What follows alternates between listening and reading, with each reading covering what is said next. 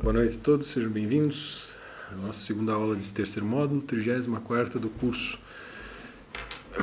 Como a aula é um pouco mais longa e a gente já se atrasou, vamos direto a começar. Só antes avisar o seguinte, relembrar vocês que a partir do início do módulo 3 o material está sendo postado no site mesmo, nós não estamos mais usando o ForShare, então vocês acessem lá a aula, né, cliquem no número da aula que já vai estar o material anexado lá.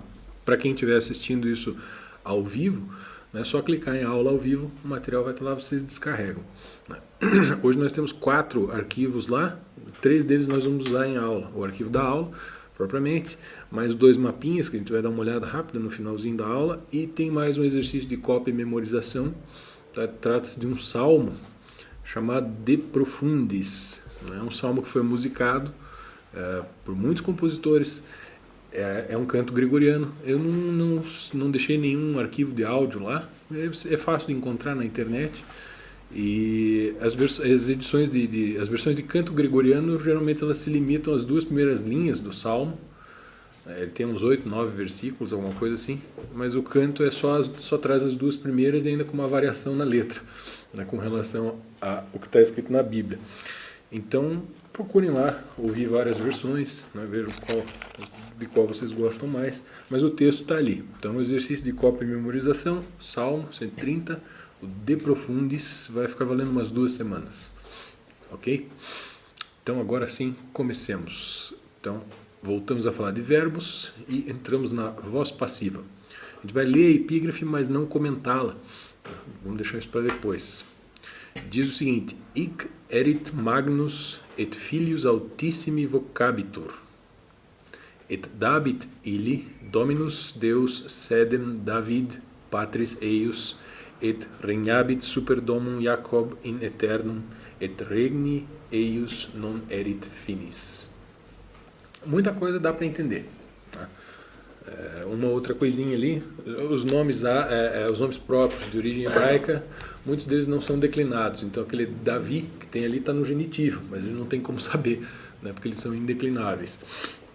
Mas depois a gente volta para a epígrafe. Vamos começar lidando com essa introdução teórica. Então o texto diz o seguinte: quando dizemos o rapaz consultou um médico, rapaz é sujeito do verbo consultar, pois é ele quem pratica a ação. Então, a resposta pergunta: quem consulta um médico? O rapaz. Então ele é o sujeito. Quando o sujeito pratica a ação, isto é, quando age, o verbo está na voz ativa. Se dissermos que o rapaz foi examinado pelo médico, quem é o sujeito? Descobre-se o sujeito fazendo-se a pergunta: quem foi examinado pelo médico? O rapaz. O sujeito, portanto, é o rapaz. Contudo, o rapaz não praticou a ação, mas a recebeu. O rapaz padeceu a ação de ser examinado. A notinha de rodapé ali nos leva para a etimologia latina desse verbo padecer. Então, patior, passus sum, pati. Significa padecer, sofrer. E aí tem lá a indicação da relação com a palavra paixão, né? O padecimento. E claro, é daí que vem a palavra passivo, né? Da voz passiva. Então nós estamos falando aqui de uma modalidade, né, verbal, por assim dizer, em que nós temos um sujeito que não está efetivamente praticando uma ação, mas recebendo-a, por assim dizer. Ok? Muito bem. Entra em cena uma distinção importante. O sujeito gramatical da sentença é o rapaz, mas o sujeito lógico é o médico. Foi o médico quem examinou. Afinal, o sujeito estava lá deitado, sem fazer porcaria nenhuma, né? O médico é que praticava uma ação. Mas o sujeito gramatical desta sentença, o rapaz foi examinado pelo médico, é o rapaz, né? Quer dizer, na voz ativa nós temos a coincidência entre o sujeito lógico e o sujeito gramatical. Na voz passiva não. Ok? Muito bem. Isso também não é novidade para ninguém, só a gente introduz alguns conceitos, né, para aqueles que não estavam familiarizados com o assunto, né, viram isso um dia e nunca mais pararam para pensar nisso. É bom retomar, né?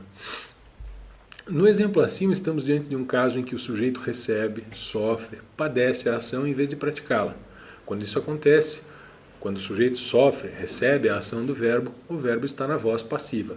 Então, o verbo está na voz passiva, ok? O rapaz foi examinado pelo médico. Então, já vimos que o rapaz é o sujeito gramatical da oração, né? Dessa oração que está na voz passiva, né? Foi examinado. O que é este foi examinado? Isso aí, essa expressão, essa locução, ela dá conta de expressar a ação que foi praticada e, claro, o tempo e pessoa, né, e número. Então, foi examinado, verbo no pretérito perfeito do indicativo na voz passiva. Conjugação formada mediante o uso de um auxiliar mais o particípio passado. É claro que ali a ênfase, vamos dizer assim, recai sobre o ato de examinar. Essa é a ação, né? Mas quando o verbo está na voz passiva, em português, vocês percebam que a gente sempre conjuga, a conjugação desse verbo se dá dessa forma. Então você precisa de um auxiliar e mais o verbo que expressa a ação propriamente dita, ele vai estar no particípio passado, que a essa altura do campeonato a gente já sabe o que é, né? E, por fim, o terceiro elemento ali, por exemplo, naquele exemplo, pelo médico, é o agente da passiva. O que é o agente da passiva? Na oração, numa oração em voz passiva, é aquele que efetivamente está agindo, certo? Então, pelo médico, o agente da passiva, isso é complemento que nas orações passivas pratica a ação, ok? Algumas observações. Então, primeiro, a passividade em português é indicada geralmente de duas maneiras. Primeira, mediante o uso de verbos auxiliares, então ser, estar, ficar, e aí o particípio passado. Então, alguns exemplos em que, por exemplo, é usado o verbo ser. Sou visto, és amado, fomos condecorados, seremos lembrados, né, conjugados em tempos diferentes. É sempre auxiliar, mas o particípio passado. E claro que eu vejo que o particípio passado, eu não coloquei nenhum exemplo no feminino, mas você sabe que como é um adjetivo, ele vai sofrer flexão em português, né, de gênero e número. Então, és amada, Andréia, por todos nós. Que feliz que és. Né? Outros exemplos com o verbo estar. Estou preso, estivemos retidos, estarão fechados, né? As lojas estarão fechadas no feriado. E com o verbo ficar, fiquei preso, ficou enfeitado, né? Coisas assim. Permanecer também, né? Permanecer sentado. Isso, exatamente. Que também é o verbo de ligação, né? Que vai ser usado como auxiliar. Muito bem. Mediante o pronome ser, né? Outro modo de indicar a passividade. Então, mediante o pronome ser, que então se diz pronome apassivador. Na oração alugam-se casas, casas não pratica a ação de alugar, mas recebe, sofre tal ação, né? Coitada da casa, padece. O verbo é passivo e essa passividade é indicada pelo pronome se. A oração alugam-se casas é idêntica à oração casas são alugadas. Uma dificuldade que o pessoal sempre tem em português é saber se alugam-se casas ou aluga-se, né, no singular.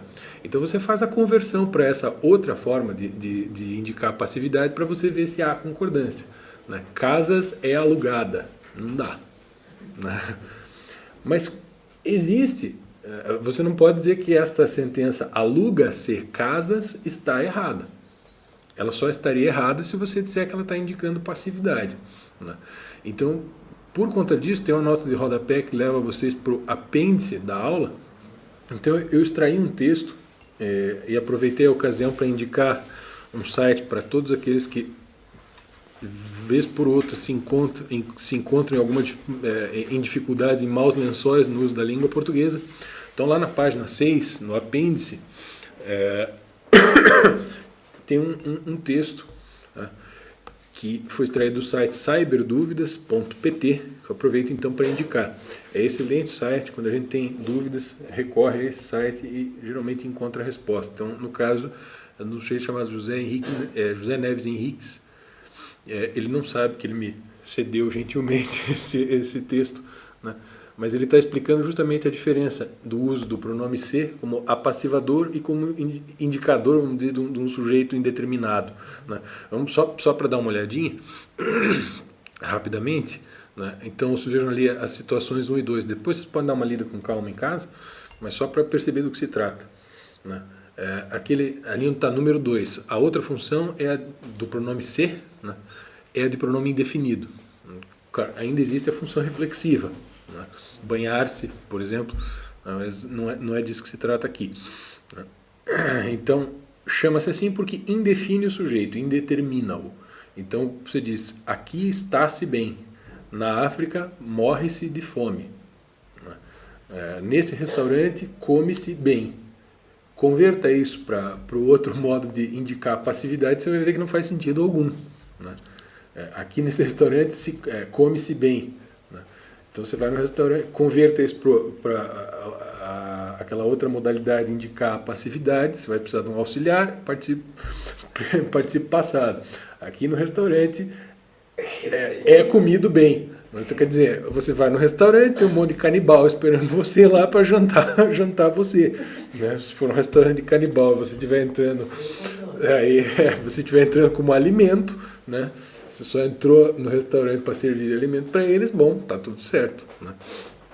Agora, vejam, na África morre-se de fome. Vocês percebem que é impossível converter isso, né? Mas morre-se quem? Então, morre-se as pessoas lá, né? Um monte de gente. Então, quer dizer, é um sujeito indefinido, indeterminado. Então, você pode dizer aluga-se casas nesse sentido. Alguém aluga casas, né? Nesta imobiliária, aluga-se casas. Quem? Aqueles caras ali, os corretores, etc, etc. Então, essa indeterminação do sujeito é uma coisa, a indicação de passividade é outra completamente diferente, tá? Espero que esse excerto do Cyber Dúvidas dê uma mão aí para quem costuma sentir dificuldade com esse tipo de questão. Bom, então voltemos ali para a nossa página 2, né?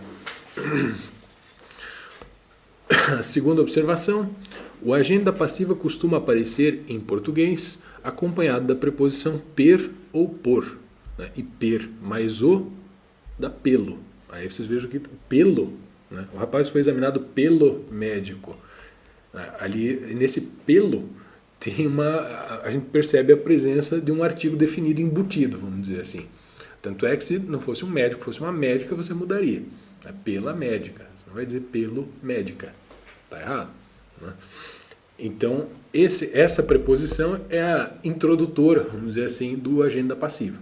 A agenda passiva é aquele que, numa oração em voz passiva, é o efetivo praticante da ação, ok?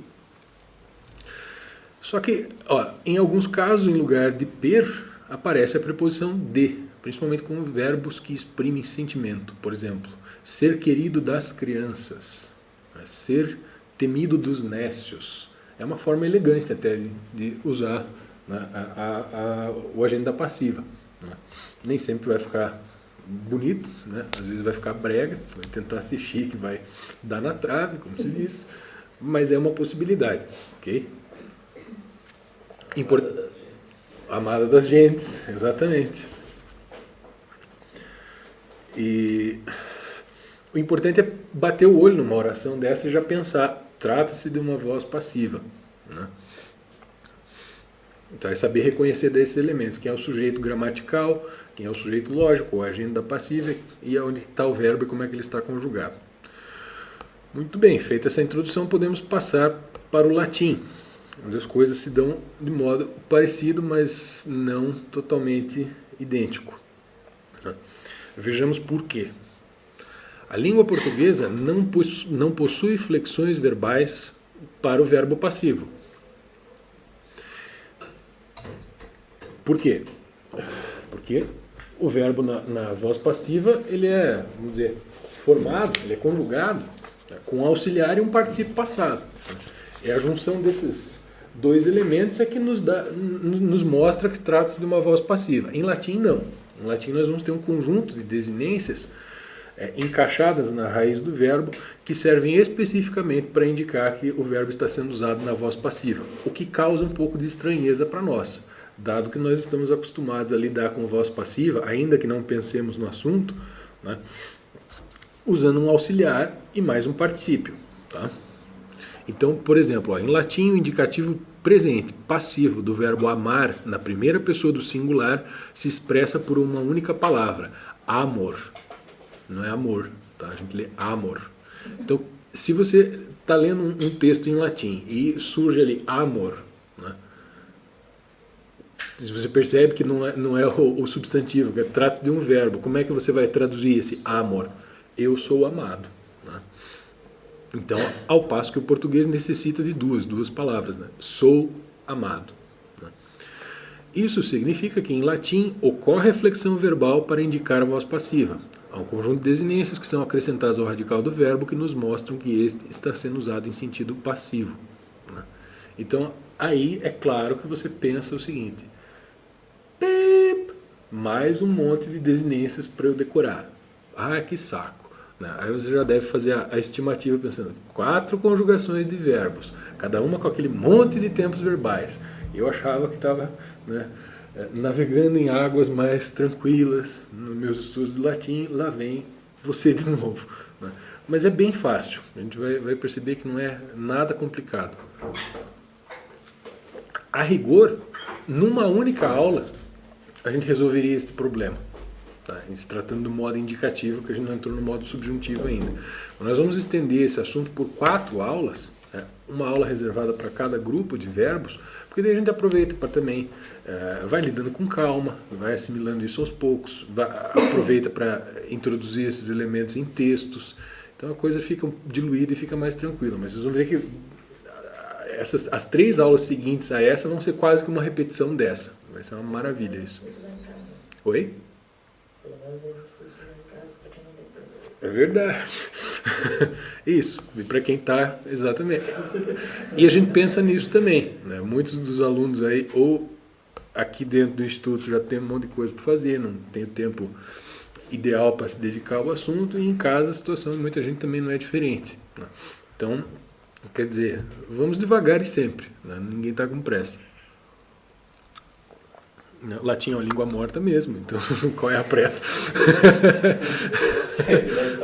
Sempre vai estar lá. Né? As tumbas não vão sair do lugar. Ninguém vai fazer reforma com ela. Ninguém vai ter reforma ortográfica. Né? Então vamos com calma, com bastante calma, né? Nós temos tempo. Aí a boa notícia, a flexão não se dá contudo em todos os tempos verbais. Olha que maravilha. Para os tempos... faltou uma... não, tá ali. Para os tempos do modo indicativo, ocorre apenas nos derivados do presente. Olha que beleza. Então, a partir de agora, nós vamos falar da primeira conjugação de verbos. Então, vamos voltar para o amo aviatum are e seus parentes. Né? Mas a coisa vai funcionar mais ou menos do mesmo modo para todas as conjugações. Tá? Então, vamos ver em primeiro lugar o seguinte... nós temos ali um infinitivo, latim, amare, aí você vai ter um infinitivo passivo, amari, só trocar o e por i. Com isso, ao invés de dizer amar, né, você está dizendo ser amado. Né? Então tudo que eu peço para você é amar. Né?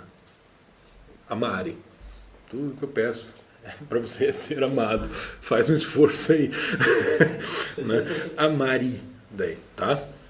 Bom, no que diz respeito aos verbos, isso o infinitivo. Agora os verbos finitivos, vamos dizer, os verbos conjugados, né? Eles limitados. Vejam ali, nós trouxemos numa tabelinha a comparação entre o que acontece no infinitivo, no presente ativo e no presente passivo.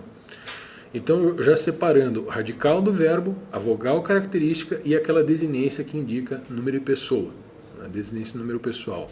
Então, na parte esquerda desta primeira tabela da página 2, nós vemos lá o verbo amo aviatum are, conjugado no presente. Então, amo, amas, amat, amamos, amatis, amant. já arquiconhecida conjugação para nós, ainda mais deste verbo. Né? Percebam que quando a gente vai lidar com a voz passiva, o que acontece é só uma substituição das desinências número pessoais. Tá? O radical permanece o mesmo, é claro, né? E aquela vogal característica do tempo verbal, ela vai permanecer a mesma. Tá? Então, fica lá, amor, amaris, amatur, amamur, amamini, amantur. São 6 desinências, obviamente. Né? Você decorando estas 6 desinências, você já está pronto, né, para conjugar qualquer verbo, né, qualquer verbo em latim, salvo exceções dos verbos irregulares, aquela coisa toda, de qualquer grupo na voz passiva. Não só no presente, nós vamos ver que nos outros tempos ali que derivam do presente, esses outros tempos eles se valem das mesmas desinências. Então, quer dizer, sabendo essas desinências, os seus problemas acabaram. Né? Semana que vem você vai vê-las de novo, na outra de novo, e quando a gente vê os verbos da quarta conjugação, você vai vê-las de novo. Então, nada mais vai mudar. Então, parabéns, você acaba de saber como fazer para se virar com a voz passiva em latim. Né? Vejam ali na página 3 que nós temos os outros verbos, né? Então, os derivados do presente. O imperfeito está lá, primeiro a conjugação ativa. Né? Amabam, amabas, amabat e assim por diante. Então, nós temos ali o radical do verbo, a vogal característica, aquilo que muitos gramáticos chamam de infixo temporal, né? ou alguns chamam de desinência, né, temporal, e aí a desinência propriamente dita, né, pessoal. Então, nessa parte da esquerda, não há novidade alguma, certo? Vejam que, quando passamos para o imperfeito passivo, né, só a última coluna é modificada, das desinências pessoais. Né? Então, você tira aquele MST, mus, tis, nt, né, das desinências número pessoais de voz ativa e substitui pelas que a gente viu na página anterior da conjugação do presente passivo. Então, amabar, amabaris, amabatur, amabamur, amabamini e amabantur. Ok? E no futuro imperfeito, a coisa é rigorosamente, não vamos dizer que é rigorosamente igual, tem uma mudança só. Então, vocês lembram que no futuro, das 2 primeiras conjugações, nós usamos lá aquele infixo temporal, então, bo, bi, bu, né?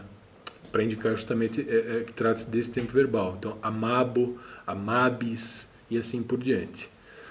Tudo isso se conserva, né?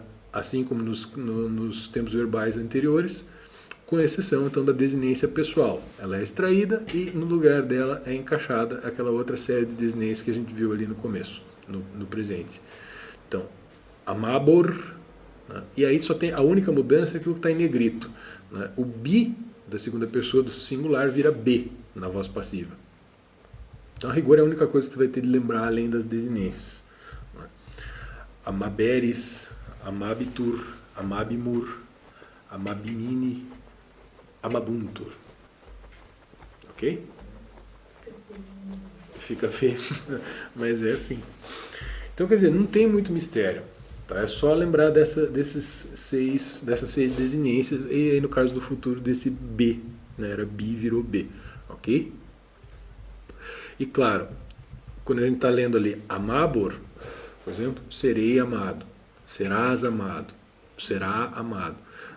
O que às vezes, na verdade, essa operação de construir o verbo em latim na voz passiva, ela não é difícil de compreender e depois não é difícil de reconhecer. A gente estranha o fato de, vamos dizer, você está lendo uma sentença, vê que aquilo é um verbo que está conjugado, você é capaz de reconhecer o tempo, a pessoa, o número, você só não associa com a voz passiva direto, às vezes. Por quê? Porque em português a gente está acostumado a formar a voz passiva com 2 verbos, né? Um no particípio e o outro conjugado, o verbo auxiliar conjugado. Então, na verdade, essa é a encrenca, no fim das contas. Tá? Bom, mas isso para os derivados do presente. Né? Para os derivados do pretérito perfeito, incluindo ele mesmo, a coisa é mais fácil ainda. Né? porque é parecido com o português. Então você vai usar um verbo que é o sum esse, nosso verbo ser, né, conjugado, e o particípio passado do verbo. Então temos ali o modo como isso é feito. O pretérito perfeito, então particípio passado mais sum esse no presente. Isso já apareceu de monte, né? E a gente sempre falava, isso aqui é uma conjugação de voz passiva, né? Então, nas orações que a gente decorou, nos textos todos com os quais a gente está trabalhando, de vez em quando nas epígrafes aparecia alguma coisa assim, né? Nos pega o credo lá, passus et sepultus est. A gente fala, isso aqui é a construção de voz passiva, né? Ok? Então, você vê lá, por exemplo, amatus sum. Eu fui amado, não é eu sou amado. Eu sou amado é isso, exatamente, o amor, né? Ok? Amatus est, ela foi amado. Tá? Amati sumus, fomos amados. Então, percebam ali a declinação do particípio passado. Isso aí continua valendo, né? Você não poderia, por exemplo, dizer amatus sumus. Quer dizer, nós fomos amados? Está errado, né? Então só essa concordância. Pretérito mais que perfeito. É a mesma coisa, só vai mudar a conjugação do sum esse, que vai ser conjugado ali, nesse caso, no imperfeito indicativo. Então, amatus eram. Fui, né? Ou tinha sido amado. Fora amado, está errado aquele fui ali. Fora amado, ou tinha sido, ou havia sido amado. Ok? Amati e erant. Né? Foram ou tinham sido amados, ou haviam sido amados. Tá? E o futuro anterior vai ser o particípio mais o sum esse no futuro imperfeito. Né? Então, amatus ero, tereis sido amado. Amati e erimos, né? Teremos sido amados. O particípio vem Antes do verbo auxiliar. Antes do verbo auxiliar. Bem do jeito que está ali. Né? Então, isso é uma coisa, não tem muito o que explicar, né? É a questão de se familiarizar com essas formas mesmo. É por isso que essa é uma das razões pelas quais a gente vai diluir então esse estudo da voz passiva em quatro semanas. Tá? Então não se preocupem se vocês não pegaram de cara.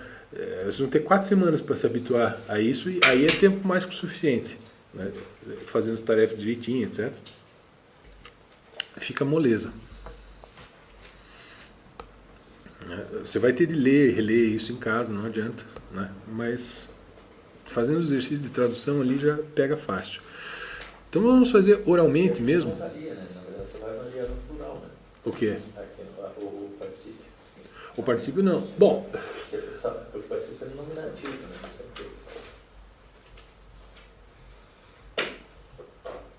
Como se fosse nominativo, porque é o verbo ser, né? Vai ser sempre amados se a palavra for masculina. Sempre amado. Amata se ela for feminina. Amatum se for neutro. Claro, singular. Sempre, né? Por exemplo, pode ter assim, eu dei algo àqueles que foram amados. Né? Aqueles que foram amados daí, então se tiver ali... Né? Aí você vai declinar, né, o particípio. A frase com função, né? A frase subordinada com função. Exatamente. Entendi. Eu estava pensando como a gente achava. Mas não tem muito mistério. Então, bom, vamos fazer oralmente essa conjugação do verbo do, dedi, datum, dare, nos 6 tempos do modo indicativo passivo. Tá? E aí, primeiro vamos formar o infinitivo passivo. Como é que vai ficar?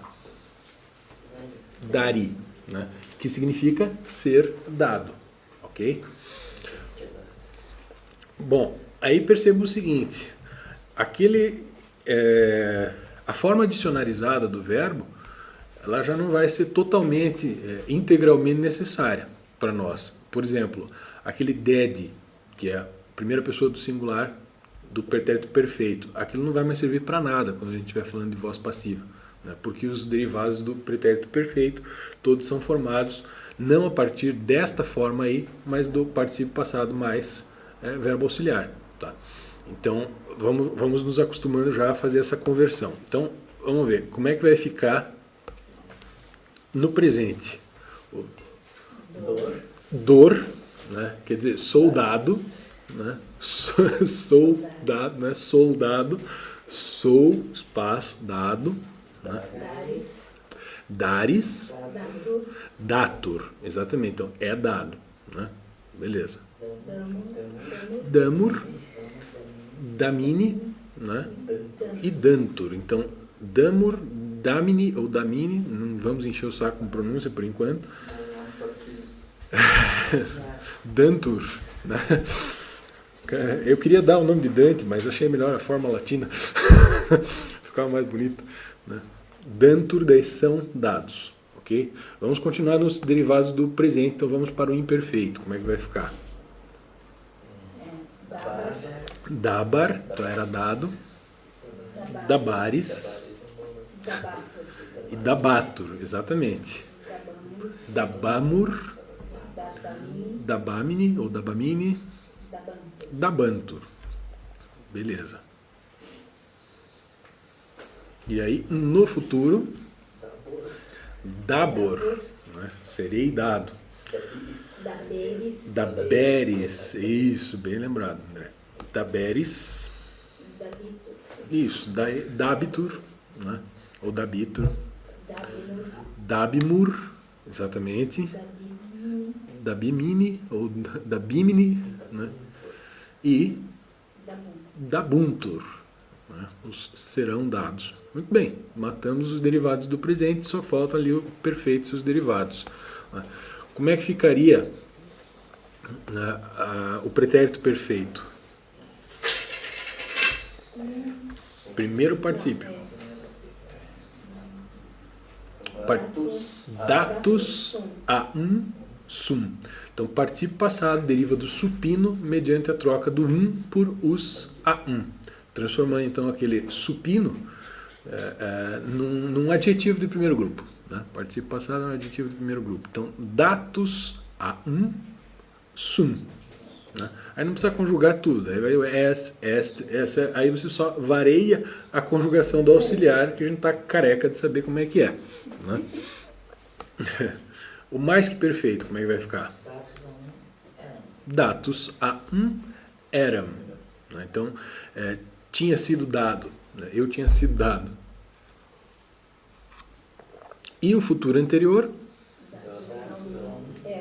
Ero. Datus a ero. Então, disse, não precisa se preocupar com conjugar o verbo todo agora, que a conjugação dele vai ser a repetição do particípio passado 6 vezes e a conjugação do auxiliar sum s. Mas para quem ainda não está bem firme nessa conjugação do sum s, aí dá uma treinadinha, tá? Na tarefa a gente pede para fazer a conjugação completa lá, vocês não vão escapar. Ok? Muito bem. Isso já resolve um problema das orações em voz passiva. Nós vimos ali os elementos são o sujeito gramatical, né, o verbo conjugado e o agente da passiva. Nós até agora só falamos do verbo conjugado, né, dessas formas. Ok? Muito bem. Vejamos o que vem a seguir. Agente da passiva. Quando o agente da passiva é coisa, é ser inanimado, basta ir para o ablativo, né? Bom, faz sentido. A gente está usando o ablativo faz tempo, né, como um meio, um modo, né? A gente viu naquela aula, acho que a aula 30, sobre o uso do advérbios e o uso do ablativo, a infinidade de casos que ele cobre, né, de situações que ele cobre, situações envolvendo preços, situações envolvendo causa, assim, matéria, né? Então, quer dizer, já mais ou menos natural associar essa preposição per mais artigo definido, formando o pelo, né, com o uso do ablativo, ok? Então, quando esse agente da passiva é coisa, né, é um ser inanimado, simplesmente você coloca ele no ablativo, né? ok? Quando é pessoa, ou qualquer ser animado, ou qualquer coisa, desde que o autor a considere como animada, aí você também vai colocar o agente da passiva no ablativo, mas você vai fazer esse agente ser precedido pela preposição a ou ab, ok? Quando que usa a, quando que usa ab? Tá ali, ó, emprega-se a quando a palavra que se segue a preposição começa por consoante e ab quando começa por vogal ou h, ok? Então vamos ver uns exemplos ali. E aí nesses exemplos a gente vai matar o terceiro elemento, vamos dizer, da oração na voz passiva. Então vejamos. A cidade foi devastada pela guerra. Então vamos identificar os elementos. Foi devastada é o verbo conjugado na voz passiva e percebemos no pretérito perfeito. Né? Pela guerra. Bom, o que é o pela guerra? É o agente da passiva. Foi ela que devastou, por assim dizer. Né? E a cidade é o sujeito, né, gramatical, ok? Vamos ver como é que ficou a tradução em latim. Civitas devastata est bello. Porque é uma coisa. A guerra não é um ser animado. Né? Vejam então, civitas, a cidade, feminino. Né? Ela foi devastada.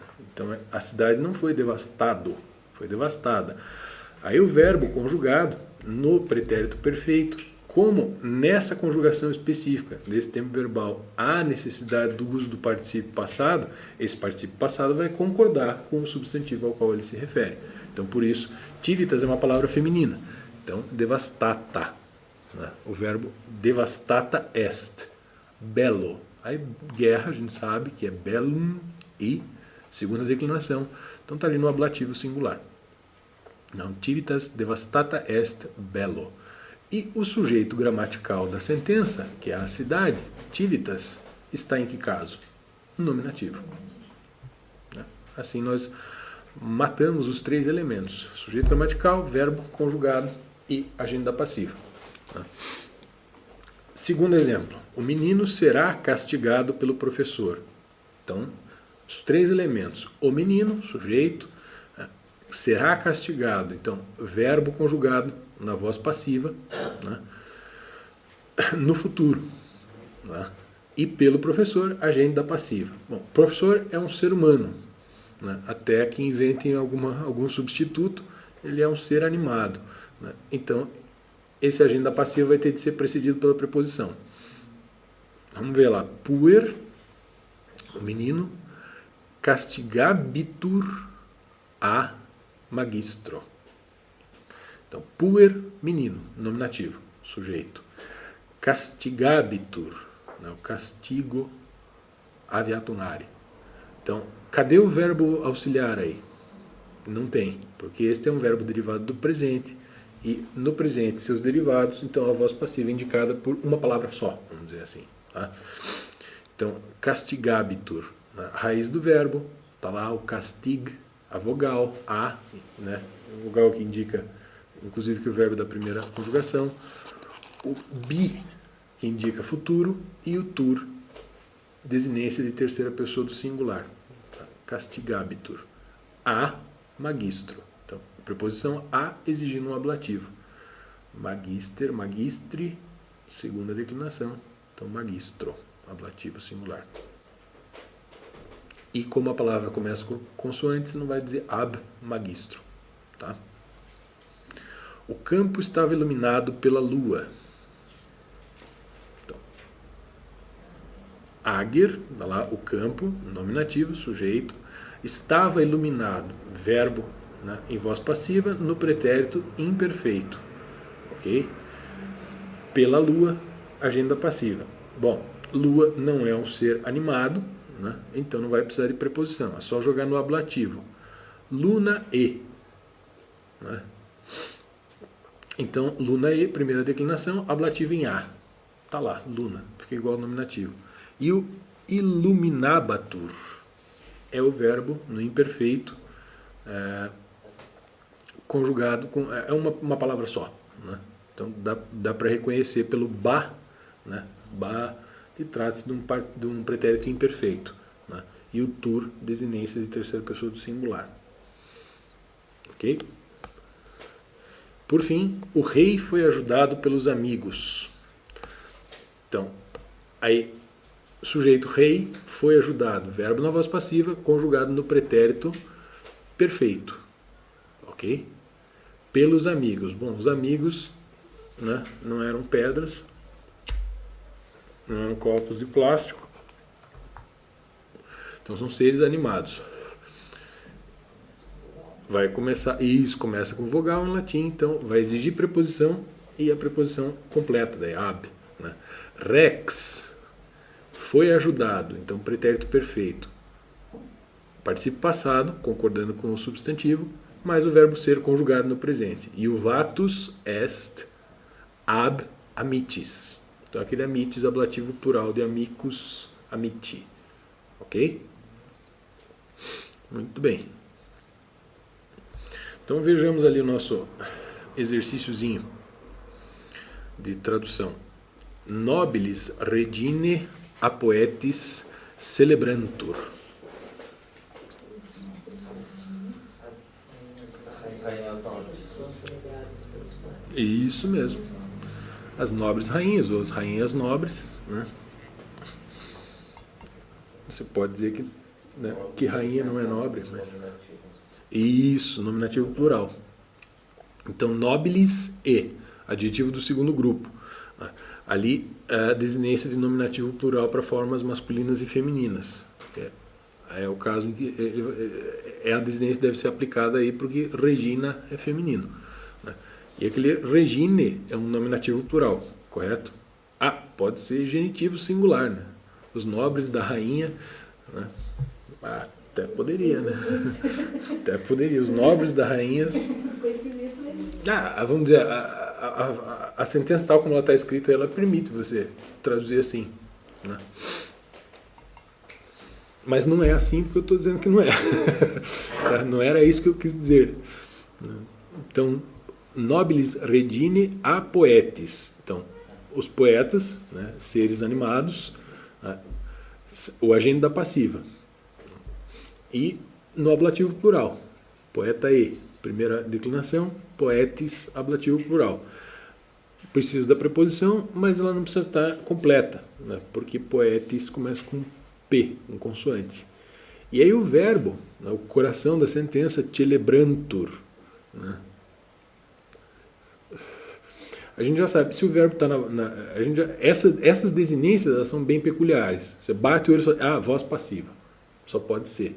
Se o verbo está expresso, então, reconhecidamente numa voz passiva, por uma palavra só, você já sabe que trata-se ou do presente ou de um dos seus derivados. Né? Os seus derivados são o imperfeito e o futuro, né? Os quais, para serem conjugados, necessitam lá do acréscimo de um infixo temporal, o ba, ou bi, bo, bu, aquela coisa toda. Não tem, então deve ser presente. Agora é só saber em que pessoa está conjugado. Antur. Então vai ser terceira do plural. Então, as nobres rainhas são celebradas pelos poetas. Ok?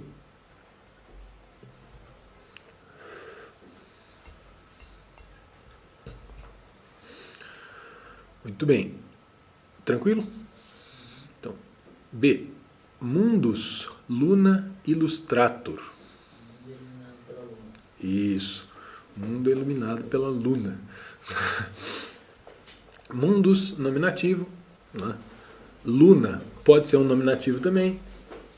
Mas daí vamos primeiro ver o verbo. É voz passiva, é óbvio, né?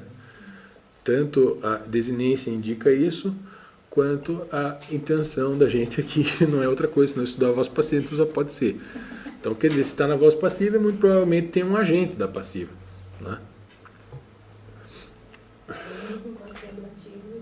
Exatamente. Mundus não pode ser ablativo e luna pode. Então a gente já sabe, e a gente sabe que o mundo não ilumina a lua. Né? Então está resolvida a questão. Né? Então o mundo é iluminado pela lua. Né? Muito bem, vamos reescrever essas sentenças no pretérito perfeito. Como é que vai ficar o nobilis regine a poetis? Celebrate. Não, é pretérito perfeito indicativo. Né? Do indicativo. primeiro. Pergunta. Então, A passiva. Não, no pretérito perfeito. do indicativo, voz passiva. A voz passiva. Não está escrito aí, mas, né, você vai converter aquelas sentenças que estão na voz passiva, não para a voz ativa. Tem que Concordar. com o regimento. Isso, então, Celebrar ter. pretérito perfeito a gente forma com participo passado. Exatamente, tem que buscar os meios de expressão. Mas eu não disse nada, é este o problema, né? Então, veja, pretérito perfeito a gente já sabe, é formado com particípio passado e verbo ser, conjugado no presente. O particípio passado vai ser usado aí. Bom, a gente pegou só verbos conhecidos já, né, que apareceram. Então, celebro ave atum are. Então, celebro ave atum. Então vai virar atus a celebratus a Tudo bem, só que vai concordar com quem? Com nobilis redine, que é plural. Né? Então, celebrate, nominativo feminino plural. E claro, o verbo auxiliar vai ter que concordar também, vai botar est ali, né? As rainhas é celebrada por latim do Tiririca. Não vale. Então, nobilis redine a poetis celebrate sunt. E aí, lembrando, primeiro particípio, depois o auxiliar. Tá? E o mundus luna, como é que fica? Mundus luna illustratus est. Isso, illustratus est. Então, illustro ave atum are. Illustratum, supino, illustratus a vai concordar com mundus, então illustratus est, que é o mundo. Não é difícil, né? Todo mundo pode se divertir bastante. E hoje o Wagner. Hoje é a vez do Wagner.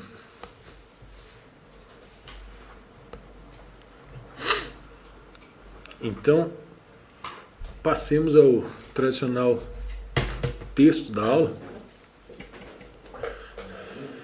Oi? Corbilius, Aulus et companhia. Então, vejamos o que esse texto traz para nós hoje. Wagner, por favor, proceda à leitura. Dá para entender, né? Do último rei de Roma. Né? Só para a gente se localizar mais ou menos no tempo e no espaço, a gente vai mais ou menos começando com esses textos bem básicos, aos poucos avançar para materiais um pouco mais sofisticados, mais complexos e vamos dizer, mais de nível. Né? Mas a ideia, para quem não percebeu ainda, nós vamos traçar um panorama da história de Roma. Nosso objetivo vai ser chegar no quarto módulo, na época em que a literatura latina começa a ser importante. Isso século III a.C. Nós pretendemos ler uma comédia de Plauto, o autor citado pelo Olavo aí nas últimas aulas por causa do Descartes. Inclusive aquela, o anfitrião, a gente pretende ler, né, a partir do quarto módulo. Então nós vamos ficar transitando por essa história do reinado e daí entrar na República de Roma, primeiro com esses textos mais básicos. Né? Então nós chegamos no o último rei de Roma, então, cujo governo se encerrou no ano 509 a.C. Tá? Cuidado ali então. Isso.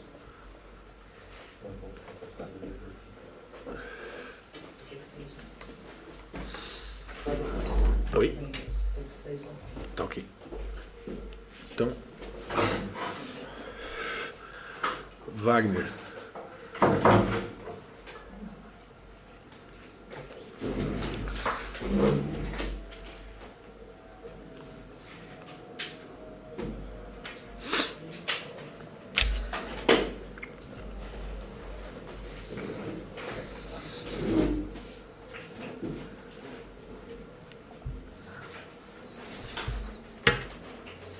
Corbilius, recorte-te pueri quadixi, annum 44 imperi servituli, scelere genere regis, tarquini superbi, regnum nihil terminatum est. Muito bem. Tem um erro de digitação. Recordate. Não, recortate, ó. Recortai. Não é para recortar. Vai contar, achei estranho. Não. Depois tem que arrumar isso. Então, recordate, pueri. Que é isso? Que é recordate? Imperativo. Um imperativo Recordar. de segunda pessoa do plural. De recordo aviatum are. Então, recorda, recordate. Pueri, vocativo, né? Plural. Então, recordai, ó meninos. Quod dixi. O que é isso? Aquilo que eu disse. Né? Dixi. No 44º ano do governo de Sérvio Túlio, né? Então isso é como terminou o texto da semana passada. Scelere generis regis, pelo crime do genro do rei. Vejam que interessante essa sequência de genitivos aí. Daí, vírgula, um aposto. Ok? De qual rei? Quer dizer, quem é o gênero? O genro. O gênero. Tarquínio soberbo. Tarquinius superbus. Mas ali no genitivo. Por quê? Porque está concordando com o gênero. Exatamente. Então, esse Tarquínio soberbo é o genro do rei. Tá? Como a gente viu no texto da semana passada. Como a palavra genro está no genitivo, né, o aposto vai concordar. Tá? Regnum ou regnum illi. Isso aí tá modificado no site. Era aí que tinha a modificação, André. Tinha um outro erro de digitação. O material que foi para o site já está modificado, né? Ilia, ilius. Tá? É um genitivo. Regnum ilius terminatum est. E a voz passiva apareceu.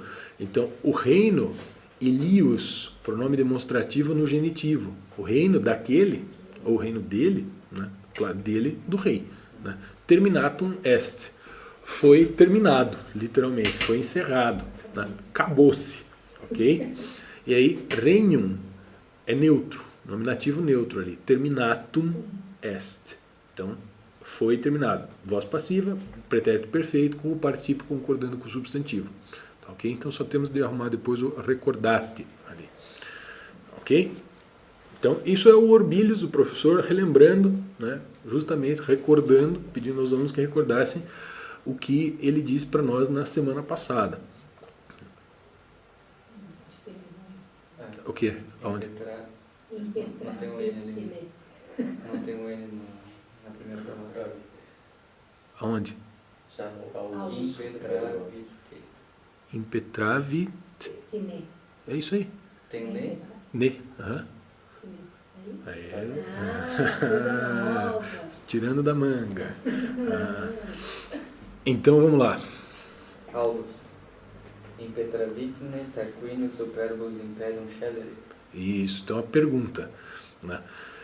O Aulus, o aluno está perguntando: Impetravitne Tarquinius superbus imperium scelere? Isso, é uma partícula de ênfase. Né? Esse verbo, isso aí é um verbo, né? Dá para reconhecer, impetravit. Né? Existe esse verbo em português, o impetrar, tá? Que seria você, como é que diz? Tomar algo, né? Obter algo, vamos dizer assim, alcançar algo. A palavra deriva de pater, inclusive, na condição de um pai, mas não de um pai biologicamente falando. Né? Um sujeito que está ali numa posição análoga à de um pai. Né? É algo assim. Mas a gente pode dizer alcançar, obter, né? Conseguir. E aí existe o verbo impetrar mesmo em português. Né? E aquele ne é uma ênfase, que a gente, na oralidade, consegue transmitir. Né? Então, ele conseguiu, Tarquínio soberbo conseguiu o reino, o império, não é o império ainda, o governo, scelere, pelo crime. Né? Então, não é só uma pergunta, eu quero saber, né? Eu não sei se sim ou não. Você já me disse que sim, mas eu estou tão embasbacado, que foi assim mesmo. Né? Ok? Então, esse ne, posposto ao verbo conjugado, né, ele, vamos dizer, acrescenta uma nota, uma ênfase, né, à pergunta. Né. E não é nem aquele caso do nan, de você dizer acaso, né, é só vamos dizer, uma nota de perplexidade mesmo. Foi assim mesmo? Putz, caramba! Né. Ok? Corbilhos. E uma coisa o Manuel tinha falado semana passada, é verdade. O Schelleri, né, do Cellus Schelleris, é daí que vem o celerado mesmo. Tá? Então, esse crime, né, Schellus, gera o Scheleratus.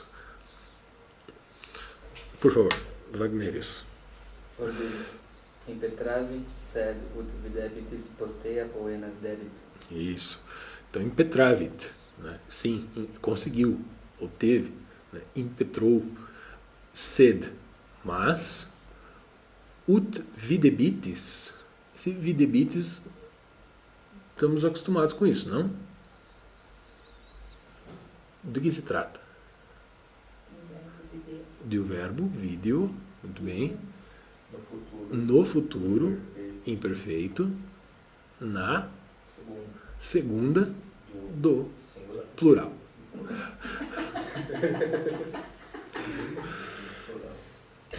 Não, singular. Tá certo. E o ut está fazendo o que ali?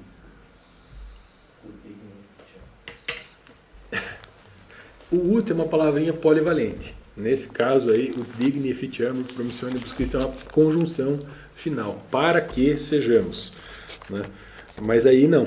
Aí vai ser usado como um advérbio. Como. Só confirmar isso para não deixar a informação errada.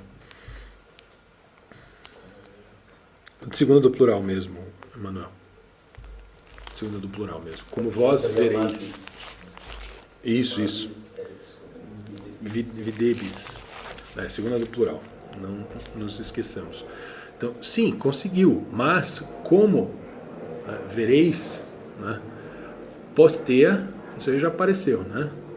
Post-ea, depois dessas coisas. Depois disso, né, algo assim. Penas dedit. Literalmente, deu penas. Né? Isso aí é uma expressão em latim que significa sofrer castigos. Tá? Recebeu o troco, vamos dizer. Né? Recebeu a paga. Né? Ele sofreu um castigo. Então ele foi castigado, qualquer coisa assim. Tá? Muito bem. Primum gentem volscorum vicit, quae non longe ad urbe est. Muito bem. Primum gentem volscorum vicit. Vicit. Vencer. Isso, no pretérito perfeito. Né? Já apareceu. Então, primeiramente, venceu quem? A gente do Volsco. Por isso que eu botei aqueles dois mapinhas ali, para a gente aos poucos ir se familiarizando. Né? Esse povo Volsco, então veja, não é o Império Romano ainda, não tem toda aquela expansão. Nós estamos ainda, vamos dizer, na Península Itálica, tá? Com esses reis romanos começando a expandir o reino. Né? A gente viu ali quantas colinas foram acrescentadas por um por outro, quantos povos foram sendo vencidos, etc. Então, esse povo Volsco, ele fica na região conhecida como Lácio, né? A terra-mãe da língua latina. Então, primeiro ele venceu a gente dos Volscos, né? Literalmente. Ok? Que non longe ab urbe est. É isso, a qual, né, a gente, daí no sentido de povoado, né, não é longe ab urbe, da cidade, então de Roma. Então vejam, isso é uma informação histórica interessante. Né? O sujeito estava reinando em Roma e estava ainda conquistando povos que estão nas imediações da cidade. Então quer dizer, é uma expansão citadina ainda. Né? Ok? E o longe ali é ablativo, né? Quer dizer, é um advérbio, né? Gabius civitatem subedit. Isso. Gabius, ou Gabius, né? Civitatem subedit. Então esse verbo apareceu semana passada, subigo, né? Que seria um subjugar, um vencer, né? Submeter, qualquer coisa assim. É um verbo meio irregularzinho, né? Mas para quem acompanhou bem os textos passados, ele apareceu pelo menos mais uma vez, né? Então subjugou a cidade, aí seria dos gábios, mas não está no genitivo. É uma construção peculiar do latim, tá? Ou a cidade Gábia, né? Que é mais uma região ali perto do Lácio. Eu acho que está no mapa aí também, né? Bem pertinho de Roma. E assim mesmo, um acusativo singular e outro. Isso, exatamente. A cidade Gábia, ou a cidade dos Gábios, né? Beleza. Cum turcis pacem fecit. Então, com os tuscos ou etruscos, fecit pacem, ele fez a paz. Inclusive os últimos 3 reis de Roma, eles eram descendentes desse povo etrusco, tá? Os outros são 7, né? Nós vimos. Os 4 primeiros eram ou latinos ou sabinos, né? Numa era sabino, aí eles alternavam. Aí os 3 que são conhecidos como a dinastia dos Tarquínios, né? Então o Tarquínio Prisco, o Sérvio Túlio e aí o Tarquínio Soberbo, que está entrando na história, são os Tarquínios, eles são etruscos, tá? Então você vê, com os etruscos ele fez a paz, ele não foi lá guerrear contra os caras. Muito bem. Templum Iovi in Capitolium edificavit.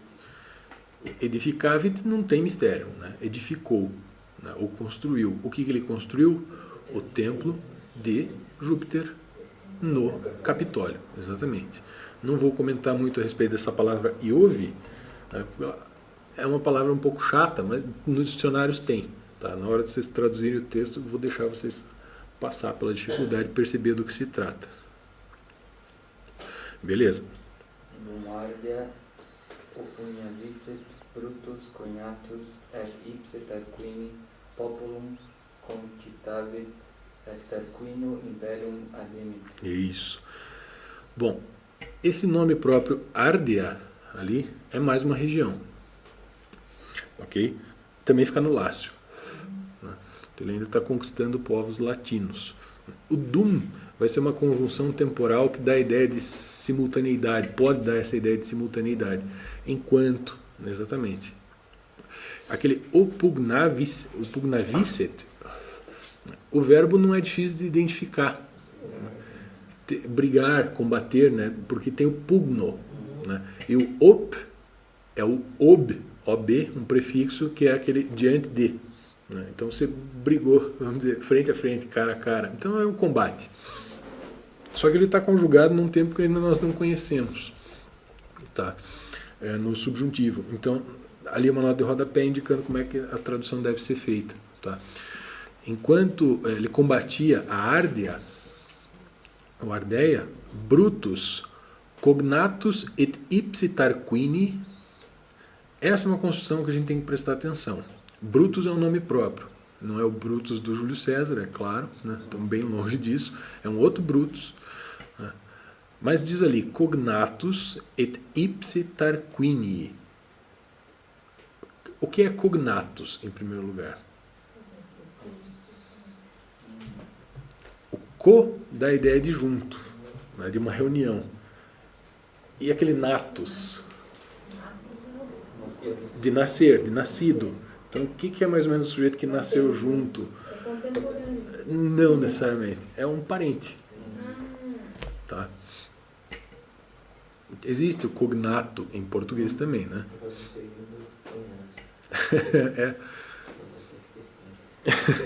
É porque não é, né? Agora, então, Brutus, então, um parente, né? Et ipsi tarquini. Aí é que vem o perigo. Esse ipsi está se referindo a Tarquini? Não. No genitivo. E o ipsi não.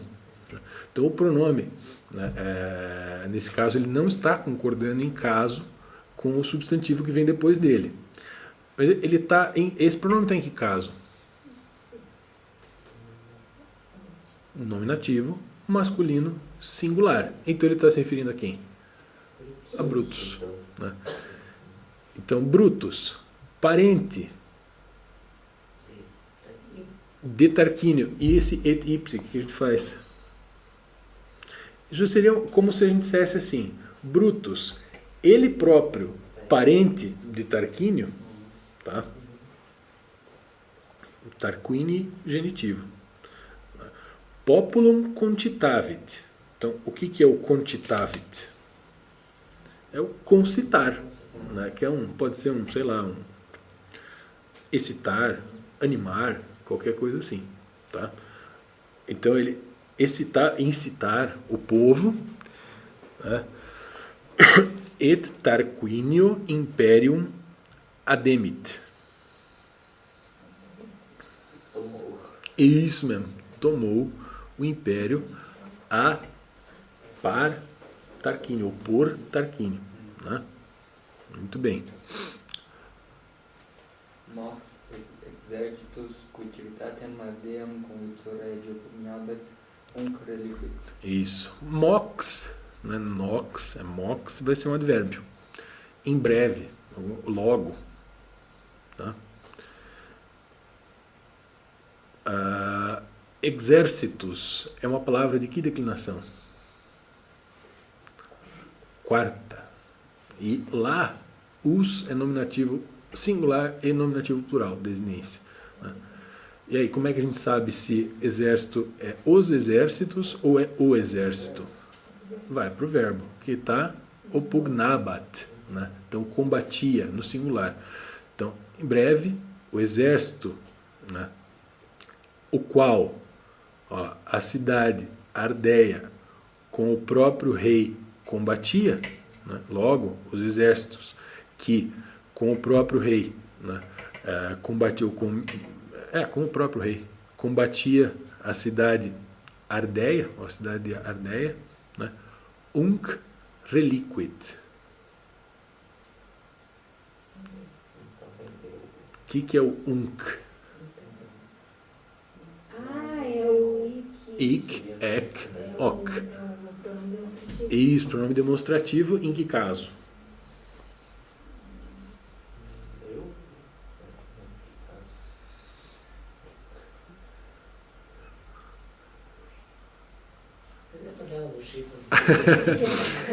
Cadê o Chico?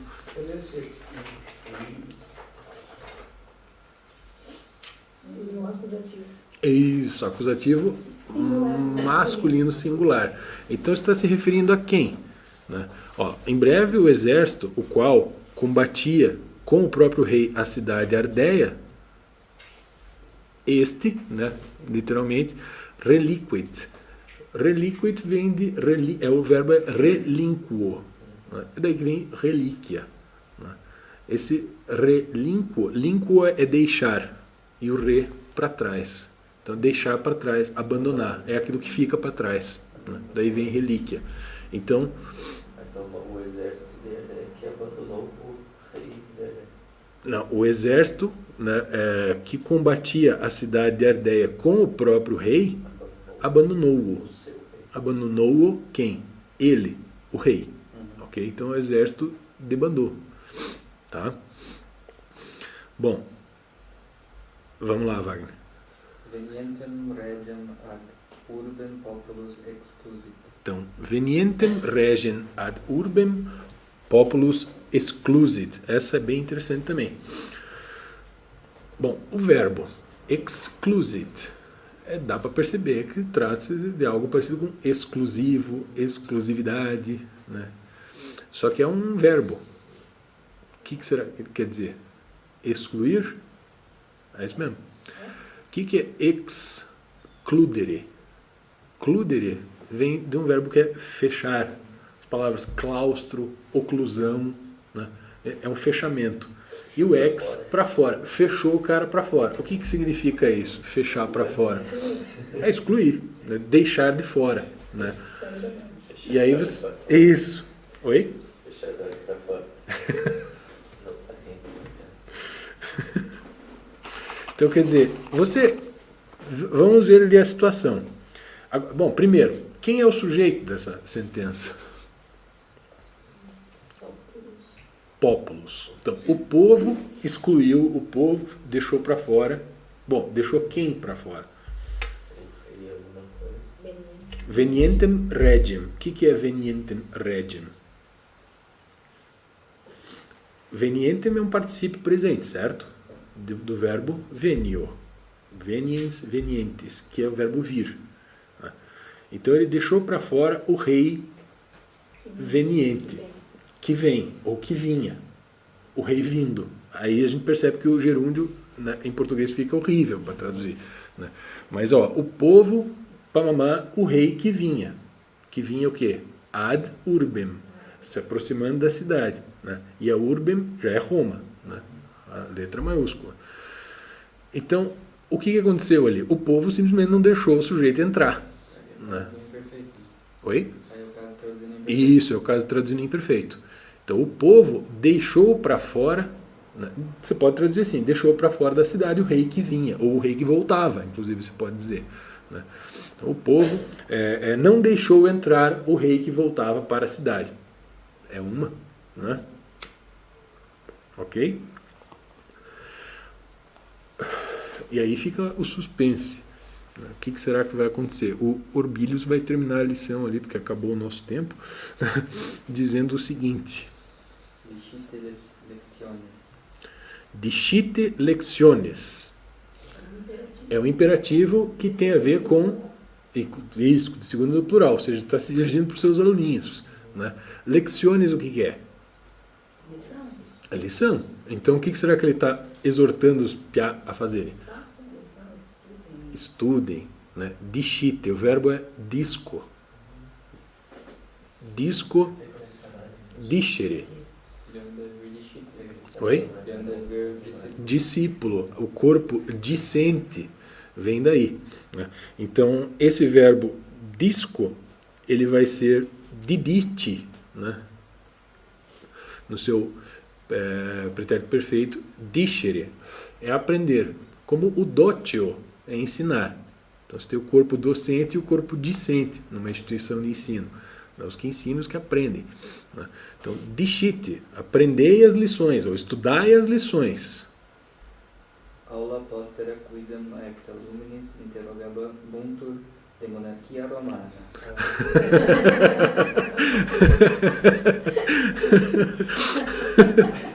É um etrusco. Então, aula postera.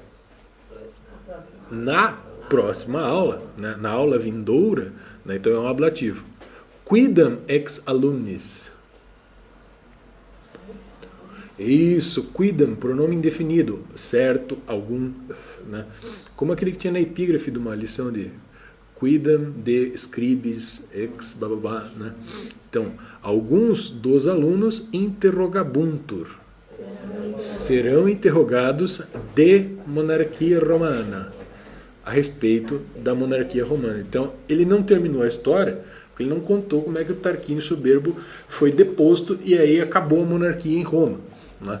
Mas ele parou ali, diz, estudem até aqui, né, que semana que vem eu vou fazer perguntas a respeito. Ok? Está ali o nosso verbo na voz passiva, interrogabuntur. Tá joia? Então, a sequência da história, da historinha, nós vamos descobrir só depois.